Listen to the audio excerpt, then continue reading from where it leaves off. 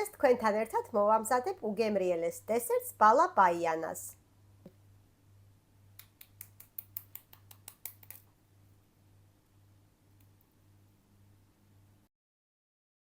სქელძირიან ტაფაში მოვათავსოთ 360 გრამი შესქელებული რძე, 150 გრამი ქოქოსის ფანტელი, 50 გრამი ნაღების კარაქი.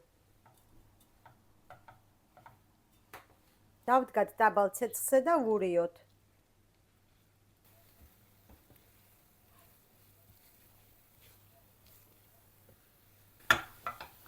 გავიდა 5 წუთი, მივიღეთ ესეთი კონსისტენციის.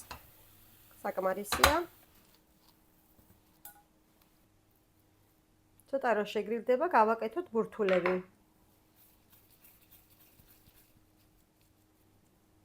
ნახეთ.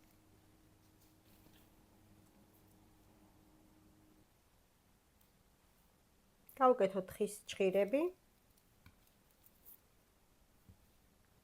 შევდგათ მაცივარში 125 მილილიტრი წყალი, 250 გრამი შაქარი. დავუმატოთ 1 სუფრის კოვზი ლიმონის წვენი.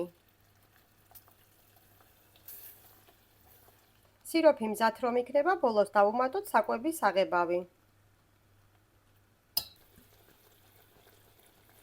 კარგად გაციებული ბურთულა ამოვალოთ ცხელ სიროფში.